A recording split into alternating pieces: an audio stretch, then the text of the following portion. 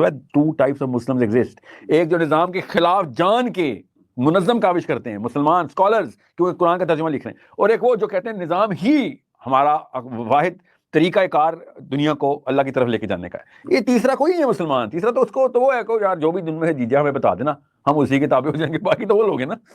سماج, ریاست, معاشرت, نظم اجتماعی سے متعلق دین اسلام کے کیا احکامات ہیں؟ اسلام اور ریاست کی اس پوری بحث میں غامدی صاحب کا تفصیلی نقطہ نظر جاننے کے بعد ہم نے سلسلے کا آغاز کیا تھا کہ جو متبادل نقطہ نظر ہے, جو سامنے کا استدلال ہے, جو لوگ غامدی صاحب کے اس زاویہ نگاہ سے اتفاق نہیں کرتے, وہ کیا کہتے ہیں, ایک ایک کر کے ہم صاحب کی خدمت میں رکھ رہے ہیں. امر بالمعروف اور نہی عن المنکر کی بڑی تفصیلی بحث ہوئی, نفاذ شریعت کا پورا استدلال زیر بحث ہے. ہم صاحب ایک اگلی چیز جو کہی جاتی ہے آپ کے پورے تصور کے مقابلے میں, وہ فریضہ اقامت دین کی بات ہے. کہا جاتا ہے کہ قرآن مجید نے مسلمانوں پر یہ لازم کر دیا ہے کہ دین انہوں نے نافذ کرنا ہے. نافذ کرنے کے پھر ناگزیر نتائج اور تقاضے بیان کیے جاتے ہیں کہ صالحین کی ہاتھ میں اقتدار ہو, دنیا میں ان کا غلبہ ہو, غیر مسلموں سے حق کی حکومت چھین لیا جائے, اور بہت سارے استدلالات پیش کیے جاتے ہیں ہم سب. لیکن جو مرکزی نقطہ ہے وہ قرآن مجید کی ایک آیت کے گرد پھرتا ہے, اور کہا جاتا ہے کہ اس آیت میں صریح الفاظ میں, صاف الفاظ میں, واضح الفاظ میں یہ اللہ تعالیٰ نے قرار دے دیا ہے فریضہ مسلمانوں کے لیے کہ دین کو نافذ کرنا ہے. اقامت دین کی تعبیر آتی ہے. میں قدم بقدم چلوں گا. سب سے پہلے جاننے کی کوشش کروں گا کہ اس معاملے میں امت کی علمی روایت کیا کہتی ہے, آپ کا نقطہ نظر رجحان کیا ہے, اور پھر اس نقطہ نظر کو پیش کرنے والی سب سے بڑی شخصیت مولانا سید ابو العلا صاحب مودودی, ان کے نقطہ نظر کا تجزیہ کریں گے. ایک ایک چیز زیر بحث آئے گی. بتائیے گا مجھے, اقامت دین جب قرآن مجید میں آیا ہے سورہ شورہ میں, تو پھر آپ کیوں نہیں مانتے؟ اس کے جو معنی اس زمانے میں بالعموم سمجھے گئے ہیں وہ بالکل غلط ہے, اور اس کی بنیاد پر دین کی جو تعبیر پیش کی گئی ہے یہ حقیقت ہے کہ وہ بھی بالکل بے بنیاد ہے. میں آپ کے سامنے پہلے آیت رکھوں گا, پھر ہم اس کا ترجمہ دیکھیں گے. اس کے بعد میں تفصیل سے بحث کر کے آپ کو بتاؤں گا کہ آیت میں ان الفاظ کا کیا مفہوم ہے.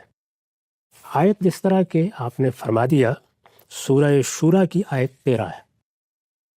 ارشاد فرمایا ہے, شرع لکم من الدین ما وصى به نوحا والذی اوحینا الیک وما وصینا به ابراہیم وموسیٰ وعیسیٰ ان اقیموا الدین ولا تتفرقوا فیہ. اس کا ترجمہ ہے, اس نے تمہارے لیے وہی دین مقرر کیا جس کا حکم اس نے نوح کو دیا. اس نے یعنی اللہ تعالیٰ نے وہی دین مقرر کیا جس کا حکم اس نے نوح کو دیا, اور جس کی وحی اب ہم نے تمہاری طرف کی, اور جس کی ہدایت ہم نے ابراہیم اور موسیٰ اور عیسیٰ کو فرمائی, اس تاکید کے ساتھ کہ اس دین کو قائم رکھو اور اس میں تفرقہ پیدا نہ کرو. میں نے اس میں قائم رکھو ہی کے الفاظ میں ترجمہ کیا ہے, اس پر میں آگے چل کے بحث کرتا ہوں. دو باتیں اللہ تعالیٰ نے اس آیت میں ارشاد فرمائی ہیں. ایک یہ کہ جو دین محمد الرسول اللہ صلی اللہ علیہ وسلم کو دیا گیا ہے وہ کوئی نیا دین نہیں ہے.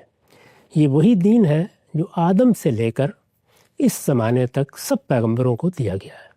اللہ تعالیٰ کی ہدایت بھی ہمیشہ ایک ہی رہی ہے, اس کا دین بھی ہمیشہ ایک ہی رہا ہے. لہٰذا کوئی نئی بات نہیں جو دین کے نام پر اس وقت پیش کی جا رہی ہے. دوسری بات یہ فرمائی ہے کہ یہ دین جب بھی دیا گیا, اور اس میں خاص طور پر سیدنا نوح کا حوالہ دیا ہے, سیدنا ابراہیم کا حوالہ دیا ہے, ذریت ابراہیم کے جلیل القدر پیغمبروں کا حوالہ دیا ہے, ان سب کا حوالہ دے کر یہ کہا ہے کہ یہ جب بھی دیا گیا اس تاکید کے ساتھ دیا گیا کہ اس دین کو قائم رکھو, اس دین کی اقامت کرو. اس تاکید کے ساتھ دیا گیا, اور اس میں متفرق نہ ہو جاؤ. اس میں اگر غور کیجئے تو دو لفظ ہیں, ایک دین اور ایک اس کی اقامت. جی, دین یا الدین, اس سے ظاہر ہے کہ اسلام مراد ہے.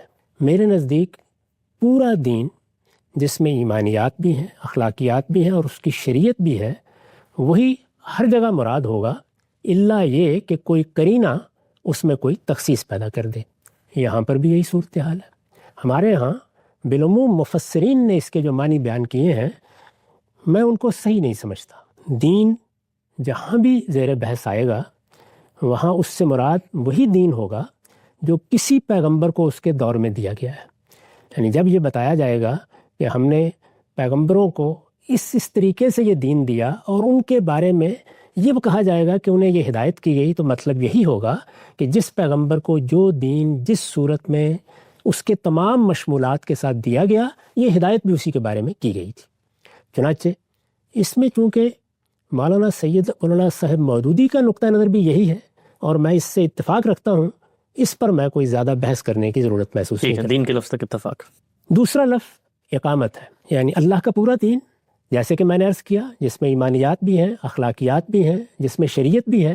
میں نے اپنی کتاب میزان میں اسی پورے دین کو انہی عنوانات کے تحت بیان بھی کر دیا ہے۔ اس پورے دین کی اقامت کا حکم دیا گیا ہے یا اس کے بارے میں تاکید کی گئی ہے۔ میرے نزدیک سب سے زیادہ اہمیت کے ساتھ اسی لفظ کو سمجھنا ہے، یعنی دین تو معلوم ہو گیا کہ اللہ کا دین ہے۔ اللہ کا دین اس وقت وہی ہے جس کے تنہا ماخذ کی حیثیت محمد الرسول اللہ صلی اللہ علیہ وسلم کو حاصل ہے۔ ان کی وساطت سے جو کچھ ہمیں دین کی حیثیت سے ملا ہے، جو ہدایت بھی کی جا رہی ہے، اس پورے دین کے بارے میں کی جا رہی ہے۔ ہدایت کیا ہے؟ اقامت کی ہدایت ان الفاظ میں ہوئی ہے کہ ان اقیم الدین، گویا اقامہ یقیم سے فعل امر استعمال ہوا ہے، تم اس دین کی اقامت کرو۔ یہ اقامہ یقیم کے کیا معنی ہے؟ عربی زبان میں یہ کس مفہوم میں استعمال ہوتا ہے؟ ہمارے ہاں اردو زبان میں بھی قائم کرو یا قائم رکھو کی تعبیر رائج ہے۔ جب کوئی تعبیر اس طریقے سے رائج ہو جاتی ہے تو بعض اوقات جو اس کے اصل معنی ہوتے ہیں وہ نگاہوں سے اوجھل ہو جاتے ہیں اور پھر وہ اردو میں اپنی اصل کے لحاظ سے سمجھی جانے لگتی ہے۔ آگے چل کر واضح ہو جائے گا کہ یہاں بھی یہی ہوا ہے۔ صحیح طریقہ یہ ہے کہ جب بھی کسی چیز کے بارے میں آپ کو تحقیق کرنی ہے تو آپ عربی لغت کی مراجعت کریں گے، یعنی اہل عرب اس لفظ کو کس معنی میں بولتے ہیں۔ ظاہر ہے کہ اس میں خود اہل لغت کے اقوال ہوں گے، اس میں کلام عرب ہوگا، اس میں قرآن مجید کے نظائر و شواہد ہوں گے، یعنی خود عربی زبان کے جو ماخذ ہیں انہی کو سامنے رکھ کر پہلے لفظ کو سمجھا جائے گا۔ اس کے بعد یہ دیکھا جائے گا کہ ہم نے اردو میں جو تعبیر اختیار کی ہے وہ اس لفظ کا احاطہ کرتی ہے، اس کے قریب ہے، یا اس سے کوئی مختلف تاثر دے رہی ہے۔ اسی ترتیب سے میرے نزدیک ہر جگہ بحث کرنی چاہیے، یعنی پہلے لفظ جس طرح کہ وہ اہل عرب کے ہاں رسالت مآب صلی اللہ علیہ وسلم کے زمانے میں بولا جاتا تھا، اس کے بعد جملے کی تالیف اس میں کیا تبدیلی پیدا کر رہی ہے، اور پھر آخر میں سیاق و سباق۔ لفظ سے چلیے ہم اس کو لغت میں دیکھتے ہیں، اہل لغت کس کس پہلو سے اسے بیان کر رہے ہیں۔ یہ میں آپ کے سامنے ایک خلاصہ رکھ رہا ہوں۔ ہمارے ہاں ایک تو لسان یا سیاہ جوہری وغیرہ ہیں، ان میں اہل لغت کا سب کیل و کال جمع کیا جاتا ہے، بعد میں اس کو ایک خلاصے کے طور پر بیان کر دیتے ہیں۔ میں وہی خلاصہ یہاں الرائد سے پڑھ رہا ہوں۔ یہ دیکھیے، انہوں نے اقامہ اقامتاً کا فعل نقل کیا، اس کے بعد سب سے پہلے لفظ کے معنی جہاں سے شروع ہوتے ہیں اس کو بیان کیا ہے۔ وہ کیا ہے؟ اقامہ جعلہ یقوم، یعنی کامہ یقوم سے جب یہ متعدی ہوا، باب افعال میں گیا تو اس کے کیا معنی بن گئے؟ جعلہ یقوم، کامہ یقوم کا مطلب تھا کھڑا ہونا، جعلہ یقوم کا مطلب ہو گیا کھڑا کرنا۔ پہلے وہ یہ معنی بیان کریں گے، یعنی جہاں سے تبدیلی آ رہی ہے لفظ میں۔ اس کے بعد وہ یہ بتائیں گے کہ یہ لفظ مادی چیزوں سے متعلق ہو کر اپنے اندر کیا معنی پیدا کرتا ہے۔ وہ ایک ہی معنی ہے، اگر خلاصے کے طور پر دیکھا جائے، اس کو انہوں نے اس طرح ادا کیا: اقام الشیء ازال اعوجاجہ، یعنی جب یہ کسی مادی چیز کے لیے آئے گا تو اس کا مطلب یہ ہوگا کہ اس چیز کا ٹیڑھا پن دور کر دیا، کجی ختم ہو جائے، اس کی کجی ختم کر دی، اس کو سیدھا کر دیا۔ جیسے ہم بھی کہتے ہیں نا، اس نے لکڑی کو سیدھا کر دیا، اس نے دیوار کو سیدھا کر دیا، تو انہوں نے اس معنی کی طرف توجہ دلائی۔ اس کے بعد وہ کہتے ہیں کہ اگر ظرفیت کی بے کے ساتھ یہ کسی مکان کے لیے آ گیا ہے، کسی جگہ کے لیے آ گیا ہے، تو وہاں اس کے معنی کیا ہوں گے؟ اقامہ بالمکان دامہ فیہ واتخذہ وطنا، یعنی جب کسی شہر کسی جگہ کے ساتھ اس کو استعمال کریں گے اور ظرفیت کی با کے ساتھ استعمال کریں گے تو مطلب ہوگا کہ آدمی نے وہاں اقامت اختیار کر لی، وہاں رہنا شروع کر دیا، سکونت، وہ اب وہیں رہتا ہے، اس نے اس کو وطن بنا لیا۔ یہ معنی بیان کیے۔ اس کے بعد وہ آگے بڑھے اور یہ کہتے ہیں کہ لفظ الحق کے ساتھ بھی اس کا ایک استعمال ہوتا ہے۔ یہ وہ استعمالات ہیں جو خصوصی ہو جاتے ہیں، جیسے مثلا ہم ضربہ کو جب مثل کے ساتھ استعمال کرتے ہیں تو جو معنی اس میں پیدا ہو جاتے ہیں وہ کسی دوسری جگہ نہیں ہوتے۔ حق کے ساتھ یہ اظہرہ کے معنی میں آ جاتا ہے، حق کو ظاہر کر دینا۔ ظاہر ہے کہ میں ایک حق کو جانتا تھا، موقع آ گیا کہ اب اسے بیان کر دیا جائے، تو حق کو ظاہر کر دینا، اس کو لوگوں کے سامنے رکھ دینا۔ اقام الحق کا اظہرہ، یہ معنی انہوں نے واضح کیے۔ یہ بازار کے لیے بھی استعمال ہوتا ہے۔ بازار کو عربی زبان میں السوق کہتے ہیں۔ تو کہتے ہیں کہ اگر کوئی عرب یہ کہتا ہے کہ اقام السوق، تو اس کا مطلب کیا ہوگا؟ جعلہ قائمتن ای نافقہ، یعنی بازار لگا دیا. جس طرح کہ ہم بولتے ہیں نا کہ آج تو ہمارے محلے میں لوگوں نے آ کے بازار لگا دیا ہے، تو بازار کے لیے یا سوق کے لیے جب یہ فعل آئے گا تو یہ مطلب بھی ہو جائے گا. ٹھیک. اس کے بعد اب ایک ہی چیز رہ گئی، وہ یہ کہ مانوی چیزیں بھی تو دسیوں ہیں جن کے ساتھ یہ استعمال ہو سکتا ہے. تو جب کسی اس طرح کی چیز کو یہ لوگ بیان کرتے ہیں اہل لغت، تو یہاں طالب علموں کے لیے وضاحت کرتا ہوں، وہ پھر فرق کرتے ہیں کہ یہ چیز اگر فرد سے متعلق ہے تو کیا معنی دے گی، اس میں الرجل کے الفاظ آ جاتے ہیں. یہ چیز اگر کسی امر سے متعلق ہے تو وہاں کیا معنی دے گی، اور شے سے متعلق ہے تو وہاں اس کا مدعا کیا ہوگا. تو یہاں انہوں نے اس معنی کو سامنے رکھ کر اقام الشیء کا لفظ اختیار کیا، اور یہ کہتے ہیں کہ اقام الشیء کا مطلب ہے ادامہ، اس پر مداومت کی، اس کو ہمیشہ کیا، اس کو قائم و دائم رکھا. اسی کے ذیل میں یہ کہتے ہیں کہ صلاۃ کے ساتھ اس کا استعمال دیکھ لو. جب یہ کہا جاتا ہے کہ اقام الصلاۃ تو ادامہ فعلہا کے معنی ہوتے ہیں، یعنی اس کے کرنے پر یا اس کو پڑھنے پر مداومت اختیار کر لی. یہ اس لفظ کے تمام معنی کا خلاصہ ہے. اس سے بالکل واضح ہو جاتا ہے کہ ہماری بحث سے متعلق ایک ہی معنی ہے، اور وہ کیا ہے؟ ادامہ، اس کو دائم رکھا، اس پر مداومت کی. یعنی مانوی چیزوں کے ساتھ جب یہ استعمال ہوگا تو مداومت، محافظت، کیے چلے جانے، ہمیشہ کرتے رہنے کے معنی میں ہوگا. ٹھیک. یہ تو لغت کی بحث ہو گئی. میں آپ کے سامنے اب جو بڑے لغت ہیں ان کے دو اقتباسات بھی رکھ دیتا ہوں. لسان العرب کے بارے میں آپ جانتے ہیں کہ لفظ کے بارے میں وہ تمام کیلو کال جمع کر دیتے ہیں. خاص اس پہلو کو بیان کرتے ہوئے انہوں نے کیا لکھا ہے؟ لکھتے ہیں وَأَقَامَ الشَّيْءَ أَدَامَهُ. وہی ایک لفظ جو انہوں نے لکھا وہی انہوں نے بھی لکھا ہے، یعنی اس پر مداومت کی، اس کو ہمیشہ رکھا. اور پھر مثال بھی وہی دیتے ہیں، من قولہ تعالی وَيُقِيمُونَ الصَّلَاةَ. قرآن مجید میں صلاۃ کے ساتھ جگہ جگہ اقامت کا فعل استعمال ہوا ہے. یقیمون الصلاۃ امر کے طور پر بھی آیا ہے، اقیم الصلاۃ اسی کی مثال دی. یہی معاملہ تاج العروس کا ہے. وہ یہ کہتے ہیں وَأَقَامَ الشَّيْءَ إِقَامَةً أَدَامَهُ، یعنی وہاں پر بھی ادامہ، یہاں بھی ادامہ. میں عرض کر چکا کہ ادامہ کا مطلب ہے اس پر مداومت کی، اس کو ہمیشہ کرتے رہے، اس میں کبھی کوتاہی نہیں کی. بالکل اسی طریقے سے یہ بھی وہی مثال دیتے ہیں کہ اس کو سمجھنا ہو تو اللہ تعالیٰ کے اس قول کو دیکھو جو نماز کے بارے میں کہہ رہے ہیں، وَمِنْهُ قَوْلُهُ تَعَالَى وَيُقِيمُونَ الصَّلَاةَ. دونوں جگہ دونوں بڑے لغویوں نے وہی مثال دی ہے، وہی قول نقل کیا ہے، اور اسی سے سمجھنے کی طرف توجہ دلائی. اہل لغت کے ان تمام معنی کو سمجھنے کے بعد اب اہل تفسیر کے ہاں چلیے، یعنی دیکھتے ہیں کہ وہ اس کو کیسے دیکھتے رہے ہیں. ہم یہ جانتے ہیں کہ ہمارے ہاں پہلی 3 صدیوں میں جو کچھ بھی تفسیر ہوئی اس کو طبری نے بڑی حد تک اپنے ہاں جمع کر دیا ہے. امام طبری کی، ابن جریر طبری کی وفات 310 ہجری میں ہوئی ہے.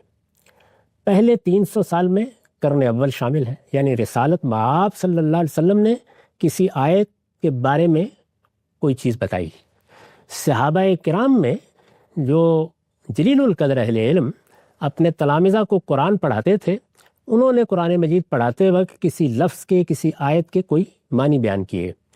ان سے پڑھنے والے جیسے عطا ہے، جیسے سدی ہے، جیسے کلبی ہے، تابعین، وہ کوئی معنی بیان کر رہے ہیں. یہ تمام تفسیریں بالعموم آپ کو ابن جریر طبری میں مل جاتی ہیں. یہاں پر بھی ظاہر ہے کہ یہ توقع ہوگی کہ ایک ہی جگہ یہ اقامت دین کی تعبیر آئی ہے تو انہوں نے سب کیلو کال جمع کر دیا ہوگا. ہم جب ان کی تفسیر کھولتے ہیں تو معلوم ہوتا ہے کہ کیونکہ لفظ کے ایک ہی معنی ہے، یعنی اس پہلو سے جب وہ استعمال ہوتا ہے، جیسے میں نے ابھی تنقیح کر کے آپ کو بتایا، لفظ کے ایک ہی معنی ہے، لہٰذا نہ کوئی دوسرا قول انہوں نے نقل کیا ہے، نہ کوئی دوسرے معنی نقل کیے. یہ اس بات کا صریح ثبوت ہے کہ پہلی 3 صدیوں میں اس لفظ کو، اس تعبیر کو ایک ہی طریقے سے سمجھا گیا ہے. یعنی صحابہ کرام سے بھی کوئی چیز اس سے مختلف نہیں ملی، تابعین سے بھی کوئی چیز اس سے مختلف نہیں ملی، رسالت مآب صلی اللہ علیہ وسلم کے ارشادات میں بھی ایسی کوئی چیز نہیں ہے. ان پوری 3 صدیوں میں جس طریقے سے یہ آیت سمجھی گئی، اس کو جب ابن جریر بیان کرتے ہیں تو یہ دیکھیے کہ وہ کیا بیان کرتے ہیں کہ یہ جو ترکیب استعمال ہوئی ہے نقیم الدین کی، اس سے کیا مراد ہے؟ انیبلوا بہ علی ما شرع لکم وفرض، وہ چیز جو تمہارے لیے مشروع کی گئی، یعنی دین کی حیثیت سے تمہیں دی گئی، اور تم پر لازم ٹھہرائی گئی ہے اس پر عمل پیرا ہو جاؤ، اس کو اپنے عمل میں اختیار کر لو. ٹھیک، یہ دیکھیے کیا الفاظ ہیں، انعملوا بہ، اور کوئی لفظ انہوں نے سرے سے استعمال ہی نہیں کیا. کہتے ہیں کما قد بینا فیما مضی قبل فی قولہ اقیموا الصلاۃ، جس طرح کہ اس سے پہلے ہم وضاحت کر چکے ہیں کہ اقیم الصلاۃ میں بھی اللہ تعالیٰ نے جب یہ فرمایا تو یہی معنی تھے.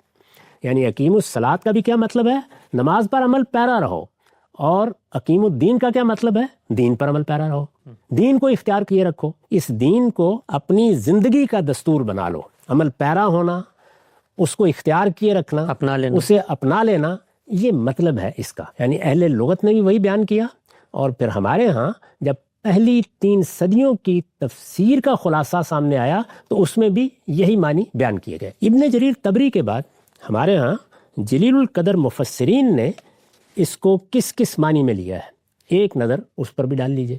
یہ معلوم ہے کہ ابن عربی کی احکام القرآن اور جساس کی احکام القرآن، ان دونوں کو بڑی غیر معمولی اہمیت حاصل ہے.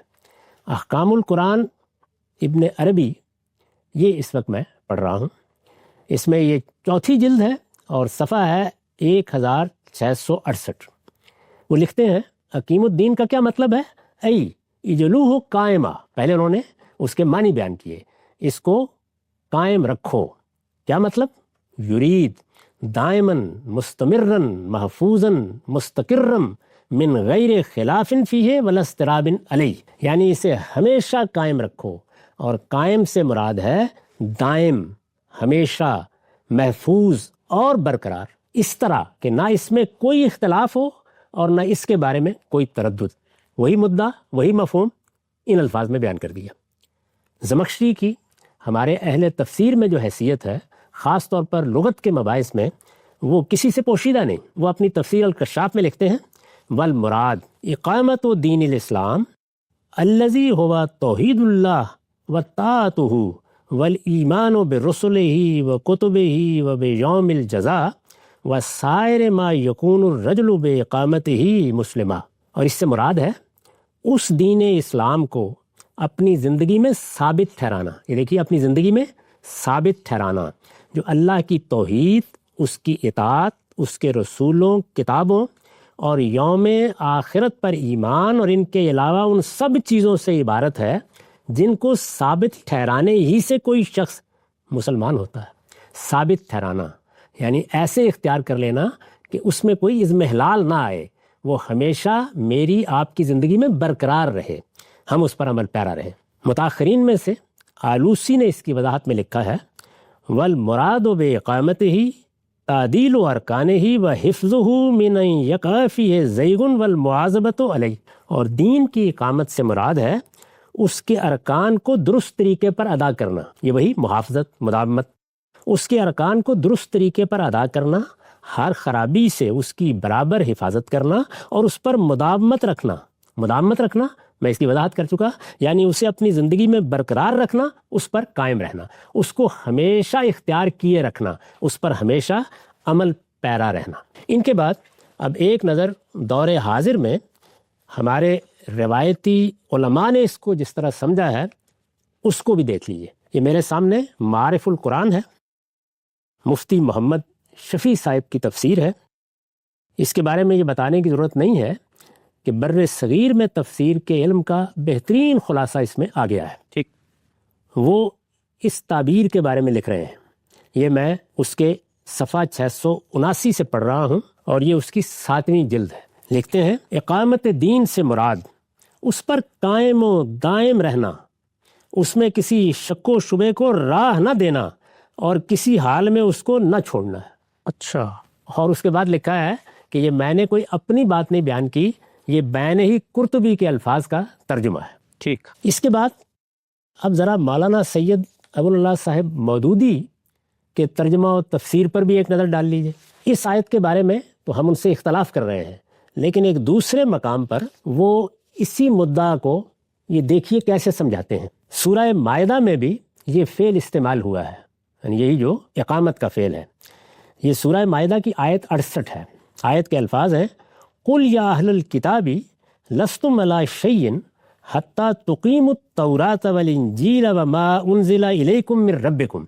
تو یہاں تقیم التورات وہی فعل اقامت استعمال ہوا ہے تورات اور انجیل کے بارے میں. ترجمہ ہے ان سے کہو اہل کتاب تمہاری کوئی بنیاد نہیں جب تک تم تورات و انجیل اور اس کتاب کو جو تمہارے رب کی طرف سے نازل کی گئی ہے اپنی زندگی میں ثابت نہ ٹھہراؤ. یہ میں نے ترجمہ کیا ہے. آپ ذرا یہ دیکھیے کہ یہ کیا مفہوم ہے اپنی زندگی میں ثابت نہ ٹھہراؤ. یعنی ظاہر ہے کہ اس پر مداومت اختیار نہ کرو، اس پر ہمیشہ عمل پیرا نہ رہو.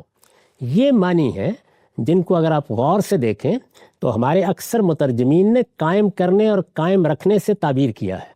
ان کی مراد بھی یہی ہے. میں نے لکھا ہے یعنی کسی چیز کو اپنی زندگی میں ثابت، مستقل اور محفوظ ٹھہرانا، اسے برقرار رکھنا. یعنی وہی ادامہ ہو کے معنی کو لے کر اس کو ان تعبیرات سے ادا کیا جاتا ہے. کسی چیز کو اپنی زندگی میں ثابت، مستقل اور محفوظ ٹھہرانا، اسے برقرار رکھنا. دوسرے لفظوں میں اسے اپنی زندگی کا دستور بنا لینا. یعنی یہ چیز تو میں نے اپنی زندگی کے لائے عمل کے طور پر اختیار کر لی ہے. نماز میری زندگی ہے. اب یہ مدعا ہے نا جسے ہم دستور بنا لینے سے ادا کرتے ہیں. چنانچہ دیکھیے صاحب تفہیم القرآن مولانا سید ابو الاعلیٰ صاحب مودودی حتیٰ تقیم التورات والانجیل کا ترجمہ جب تک تم تورات اور انجیل اور ان دوسری کتابوں کو قائم نہ کرو کرتے. ترجمہ وہی کر رہے ہیں جو انہوں نے اقامت دین کی آیت کے تحت کیا ہے.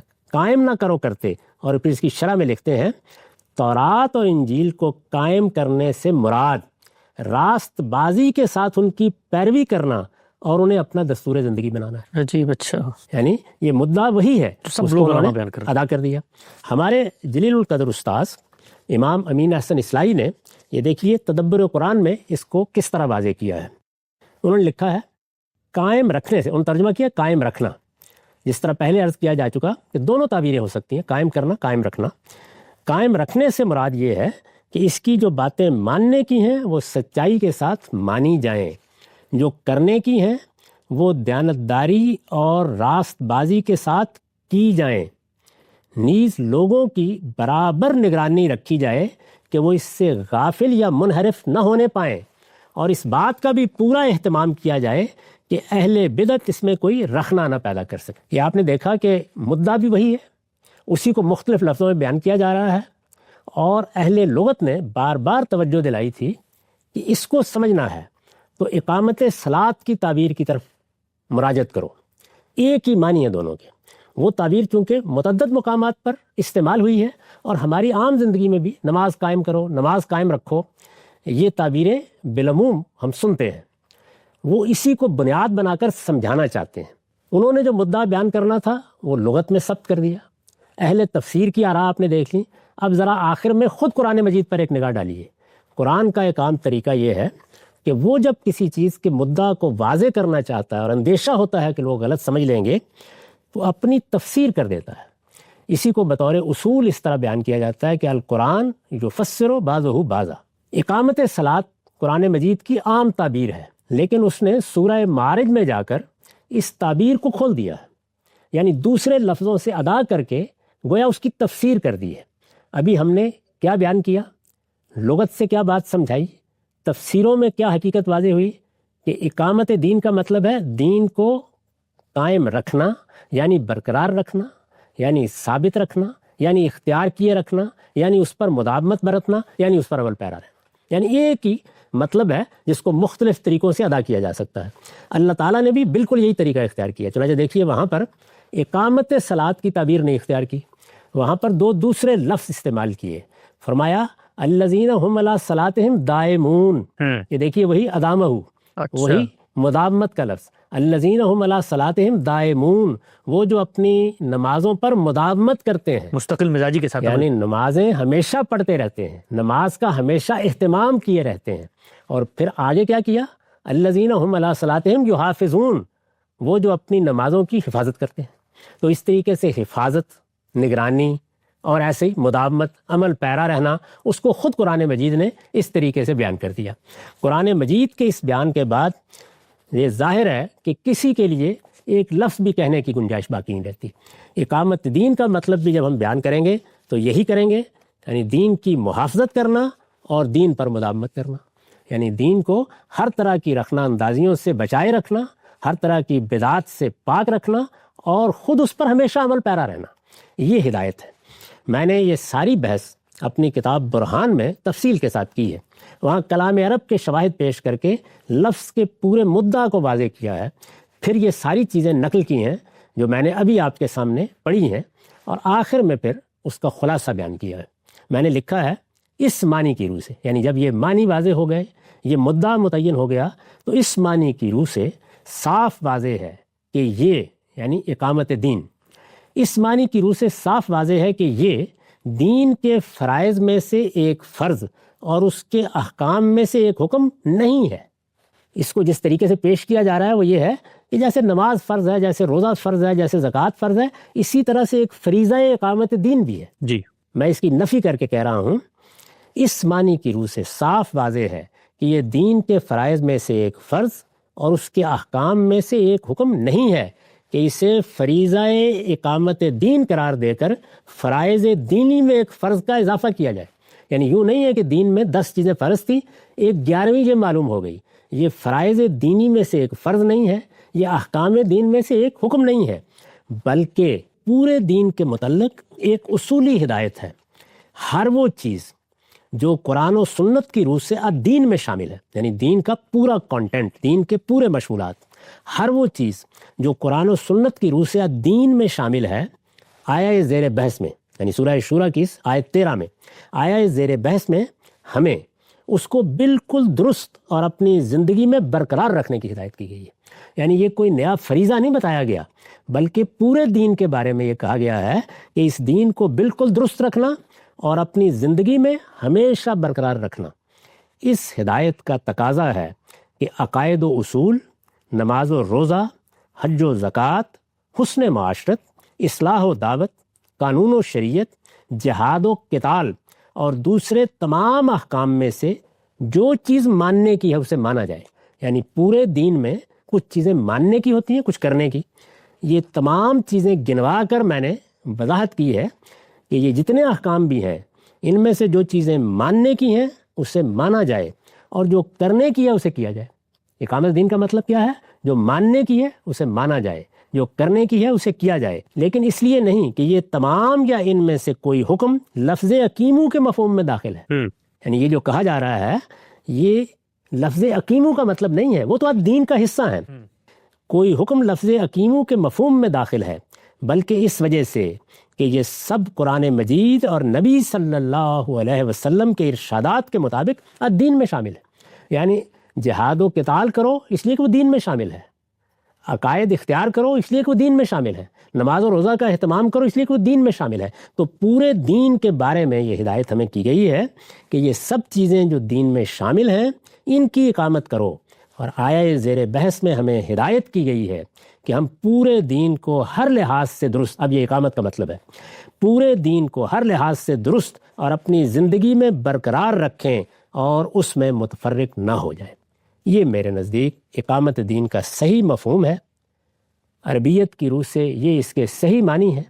اس سے انحراف کر کے جو تعبیر بھی اختیار کی جائے گی وہ قرآن مجید کی روح سے ایک باطل تعبیر ہو۔ میں یہ چاہتا ہوں کہ آگے بڑھتے ہوئے ہم اس فکر کے بانی جنہوں نے اس پوری تعبیر کو وجود پذیر کیا، اس فریضے کو پیش کیا، مولانا سید عبداللہ صاحب مودودی اپنی تفسیر تفہیم القرآن میں خود سورہ شورى کی اس آیت کی وضاحت میں وہ کچھ نکات لکھتے ہیں۔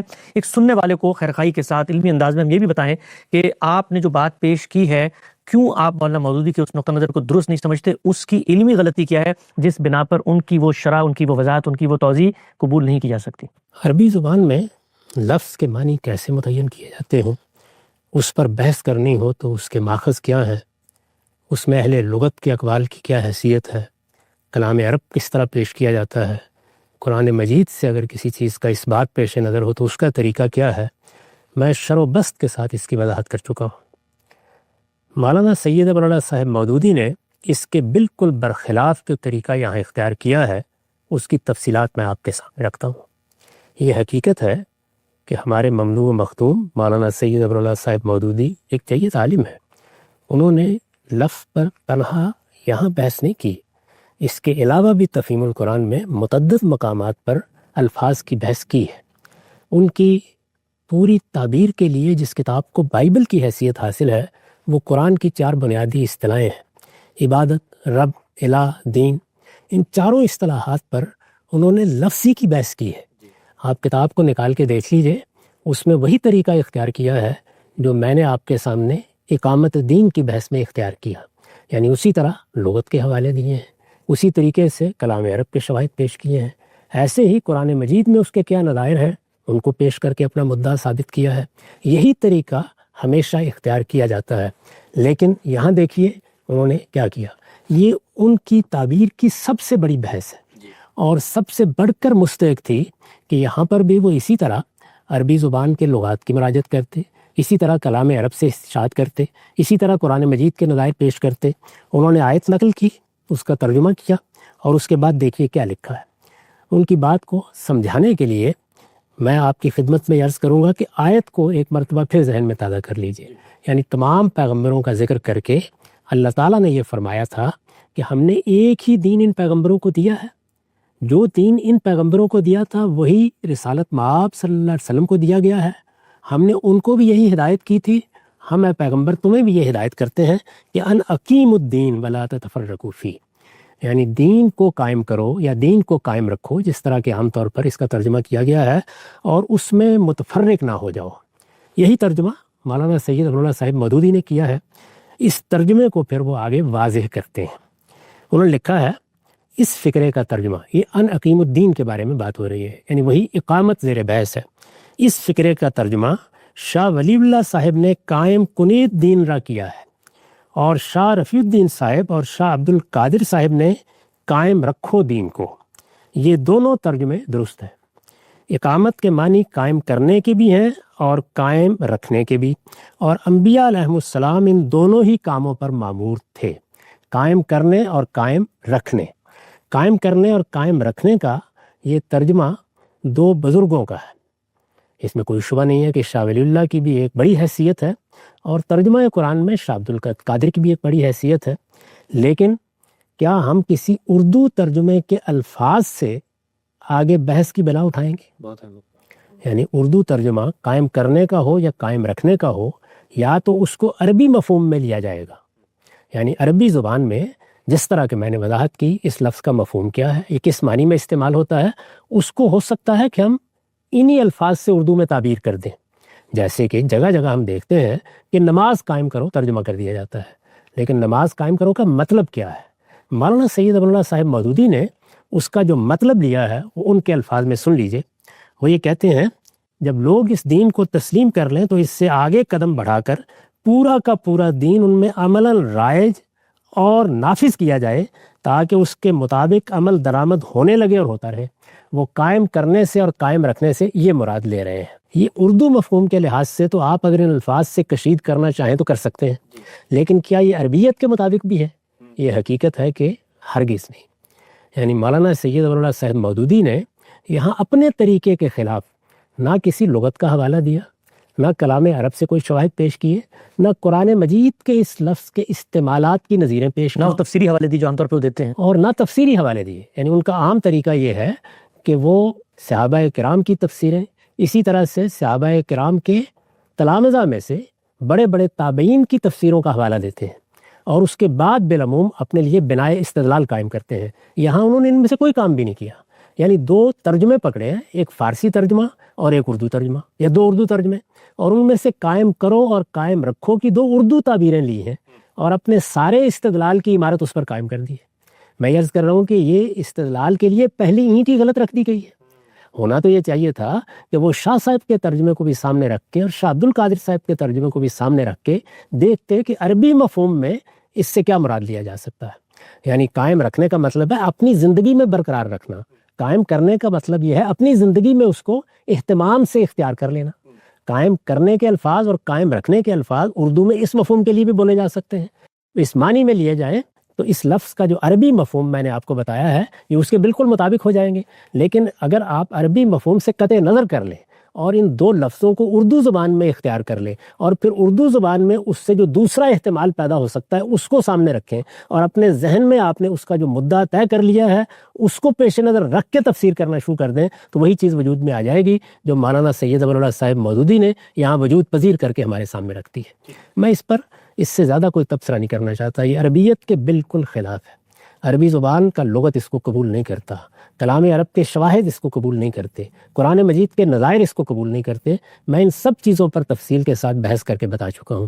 پاس ادب مانے ہے مولانا سید ابوالعلا صاحب مودودی ہمارے جلیل القدر علماء میں سے ہیں، میں اس کے سوا کچھ نہیں کہنا چاہتا کہ انہوں نے یہاں یہ بحث جس سطح پر کی ہے یہ ان کے شان شان نہیں ہے۔ ٹھیک، اچھا ہم سب یہ بات تو واضح ہو گئی کہ ان کی بناء استدلال کیا ہے، اور سننے والے بھی یہ سمجھ رہے ہوں گے کہ بناء استدلال میں یعنی یہ ہو سکتا ہے کہ عربی لفظ کے ترجمے کی تعین میں کوئی عالم اختلاف کرے۔ خود آپ نے بہت ساری جگہوں پہ تفہیم القرآن میں انہوں نے جس طرح سے عربی کا استدلال پیش کر کے، لغت کے نظائر شواہد پیش کر کے، یا صحابہ کے آثار یا تابعین کے اقوال یا تفسیری جو آرائیں ان کو پیش کر کے ایک رائے پیش کی، اس سے بھی اختلاف ہوتا ہے، لیکن بناء استدلال واضح ہوتی ہے وہ اختلاف ایک دوسری نوعیت کا ہے۔ وہاں پر ایک صاحب علم صحیح ماخذ تک جا کے غلطی کر رہا ہے، یہاں پر تو جو منہج اختیار کیا گیا آپ کے بقول، وہ منہج ہی اصل میں قرآن مجید کو سمجھنے میں رکاوٹ ہے۔ یہ بڑا سوال یہاں پیدا ہوتا ہے کہ آخر انہوں نے یہ منہاج اختیار کیوں کیا، یعنی ترجموں پر اپنے استدلال کی بنیاد ہی کیوں رکھی؟ وہ یہ بتاتے کہ لغت میں تو یہ لکھا ہوا ہے، اس کے معنی یہ ہے، قرآن مجید کے استعمالات سے یہی بات معلوم ہوتی ہے، کلام عرب میں یہ اسی مفہوم میں استعمال ہوتا ہے۔ اگر وہ اس طریقے سے بحث کرتے اس بحث سے بھی اختلاف کیا جا سکتا تھا، لیکن وہ بنائے بحث ہوتی۔ یہاں تو یہ ہے کہ شاہ عبد القادر کا ایک ترجمہ لے لیا، اسی طرح سے شاہ رفیع الدین کا، اسی طرح شاہ ولی اللہ کا، اس ترجمے میں دو تعبیریں اختیار کی گئی ہیں، دین کو قائم کرو، دین کو قائم رکھو۔ قائم کرو کا وہ مفہوم لے لیا جو ان کی تعبیر کے لحاظ سے ان کے ذہن میں ہے، یعنی دین کو دنیا میں عملاً رائج اور نافذ کرنا، اور اسی طرح قائم رکھنے سے بھی گویا اسی کا حاصل مراد لے لیا۔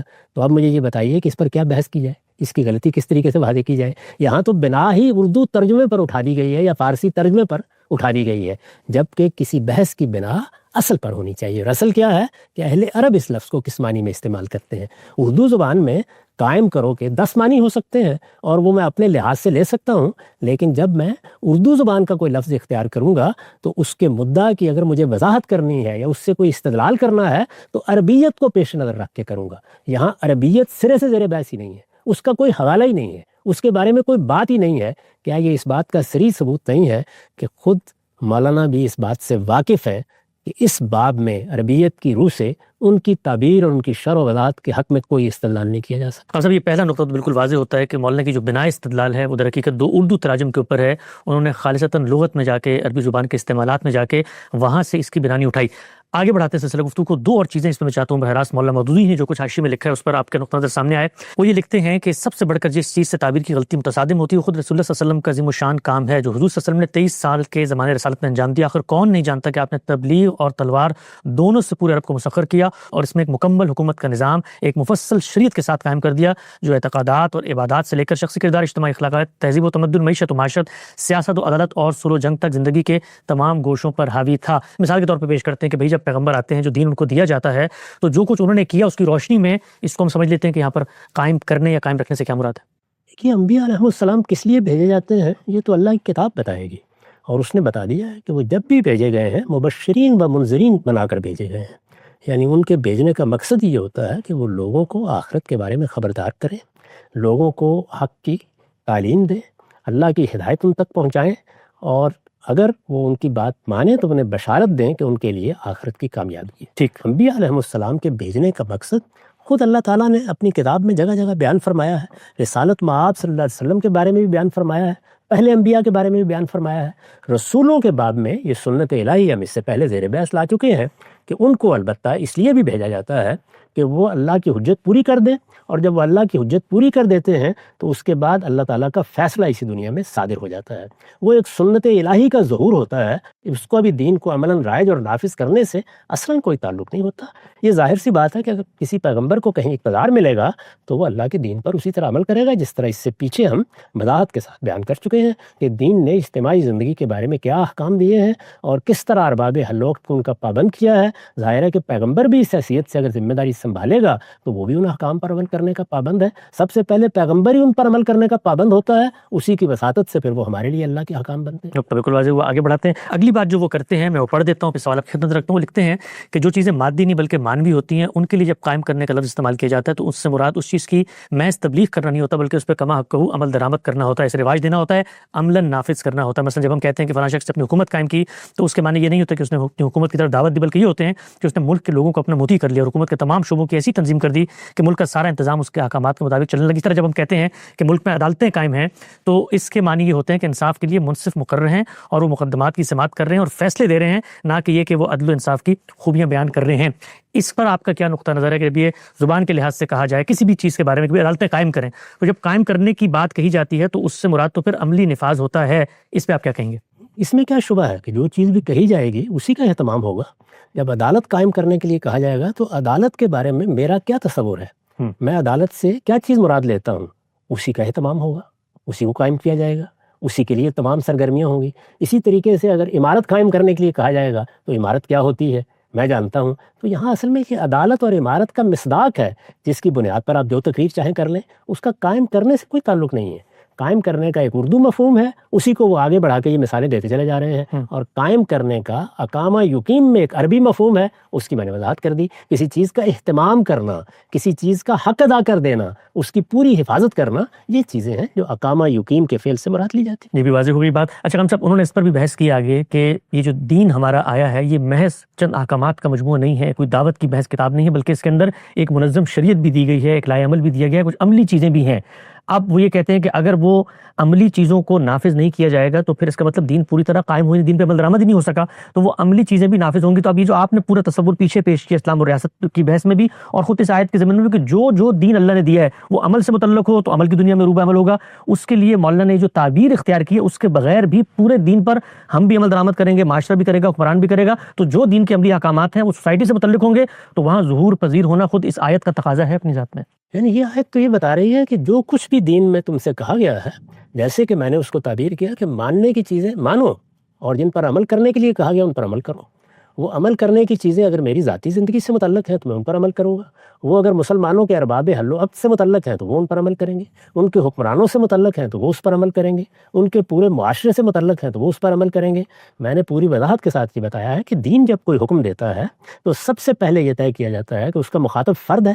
اگر فرد مخاطب ہے, جیسے کہ نماز پڑھو یا نماز کا اہتمام کرو یا نماز قائم کرو, تو فرد اس حکم کا مکلف ہو گیا ہے. اس کے مخاطب کسی شخص کے اولیاء ہیں, اس کے اعزاء اقربا ہیں, تو ظاہر ہے کہ وہ اس کے پابند ہیں کہ وہ اس کا جنازہ پڑھے. اگر جنازے کا حکم دیا گیا ہے, تجہیز و تکفین کی ہدایت کی گئی ہے تو تجہیز و تکفین کرے. کوئی حکم اگر مسلمانوں کی پوری جماعت کو دیا گیا ہے تو ان کے ارباب حل و عقد مخاطب ہوں گے. اور میں نے یہ بتایا ہے کہ ہمارے دین میں بہت سے احکام ارباب حل و عقد کو دیے گئے ہیں, ان پر ہم وضاحت کے ساتھ گفتگو کر چکے ہیں. وہاں دین پر عمل کرنا زیر بحث ہے اور اقامت دین میں رائج اور نافذ کرنا زیر بحث ہے. یعنی کیا لوگوں کو پابند کیا جائے گا, لوگوں کے ساتھ جو معاملہ کرنا ہے وہ ہمارے دین میں طے ہے, وہ دعوت ہے, وہ تبلیغ ہے, وہ تلقین ہے, آپ نے عمل کرنا ہے. حکمران کی حیثیت سے بھی دین کے مخاطب وہ لوگ ہیں جن کے ہاتھ میں کسی قوم کی زمام اقتدار ہے, ان کو عمل کرنا ہے. تو عمل کرنے ہی کی تعبیر موزوں ترین تعبیر ہے, وہی حقیقت کو بیان کرتی ہے. یہ دوسری جتنی تعبیریں ہیں جس طریقے سے برآمد کی گئی ہیں اس کا نتیجہ بھی غلط نکلا ہے, اور پھر اس کا ایک حاصل بھی ہوا ہے, اور وہ یہ کہ اس میں ہر فرد کو اس کا مکلف ٹھہرا دیا گیا ہے کہ وہ یہ جدوجہد کرنے کے لیے میدان میں نکلے. خود دیکھ لیجئے کہ اللہ تعالیٰ کے دین میں اسی طرح کی ذمہ داریاں لوگوں پر ڈالی جاتی ہیں.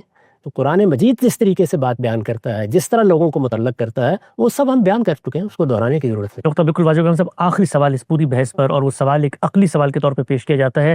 جو کچھ آپ نے بیان فرمایا گزشتہ نشست میں اقامت دین کے حوالے سے, کہا جاتا ہے کہ اس کو میں نے تسلیم کر لیا جائے, تب بھی یہ سوال ایسا ہے کہ جس کی بنیاد پر دین کا جس وقت تک غلبہ نہ ہو, اس کو سماج میں, معاشرے میں, حکومت کی سطح پر نافذ نہ کیا جائے, اقتدار سالین کے ہاتھ میں نہ ہو, تب تک غامدی صاحب کی اس بات پر, اس تعبیر پر بھی عمل درآمد ممکن نہیں ہے جو قرآن کا مطلوب مطالبہ ہے کہ دین پر قائم ہو جاؤ, دین کو نصب العین بنا لو, دین پر پوری طریقے سے عمل درآمد کرو. کہا جاتا ہے کہ اگر معاشرے کے اندر, ریاست کے اندر سیکولرزم کا نظام ہو یا طاغوت کا نظام ہو, جہاں پر سود کو قانونی طور پہ جواز بخشا گیا ہو, جہاں پر بے حیائی کو, عریانی کو روکا نہ جا رہا ہو, جہاں پر منکرات جن کو دین منکرات کہتا ہے ان کے بارے میں حساسیت نہ ہو, تو ایسی صورتحال کے اندر جس دین پر مجھے عمل کرنے کا کہا گیا ہے, میں کیسے عمل کروں گا جب تک میرے ہاتھ میں نظام نہ ہو اور میں نظام کو تبدیل کر کے اس کے بعد اپنے دین پر عمل کر سکتا ہوں جو مجھ سے متعلق ہے.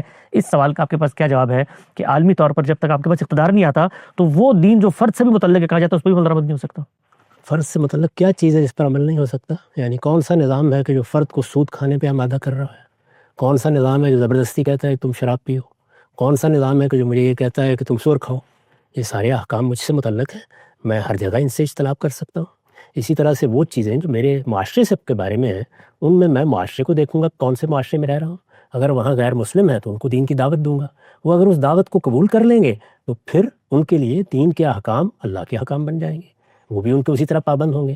اگر وہ مسلمان معاشرہ ہے یہ دیکھوں گا کہ لوگ دین پر عمل کیوں نہیں کر رہے, ان کو دعوت دوں گا, پیغام پہنچاؤں گا. اس سے کس نے روکا ہے؟ سوال یہ ہے کہ یہ ذمہ داری میرے ہی ہاتھ میں آئے گی اور میں اقتدار کی مسند پر بیٹھوں گا تو اس کے بعد دین پر عمل کرنا میرے لیے ممکن ہوگا. ان چیزوں کا باہمی ربط کیا ہے ذرا واضح فرمائیے. اور اگر ہم سے کوئی حکومت ریاست ایسی ہوتی ہے جو مثال کے طور پہ پرسیکیوشن کرے, آپ کو آپ کے دینی عقائد پہ کھڑے نہ رہنے دے, تو اس کے لیے دین نے الگ سے الگ جگہ پر الگ ہدایات دی ہیں کہ پھر وہ تو ظلم و عدوان و پرسیکیوشن بن گیا, اس کے لیے پھر الگ حدود و شرائط ہیں, تو وہاں کی ذمہ داری وہاں پر زیر بحث آئے گی جہاں پر عملاً اس طرح کی کوئی چیز ہو بھی چکی ہے. ایسا ہوگا تو اس میں بھی ہمارے دین نے بتا دیا ہے کہ تم لوگوں کو دعوت دو گے, پیغام پہنچاؤ گے, اگر وہ جبری طور پر تمہیں دین سے روکتے ہیں تو تم اللہ کی زمین میں ہجرت کر کے کہیں نکل جاؤ گے. دین میں وہ ساری باتیں اپنے اپنے محل پر اپنے موقع پر بتا دی گئی ہیں, اور دین میں غور و فکر کرنے کا یہ طریقہ ہی نہیں ہے کہ اس طرح کی اپنی کوئی منطق چھانٹنے کی کوشش کی جائے.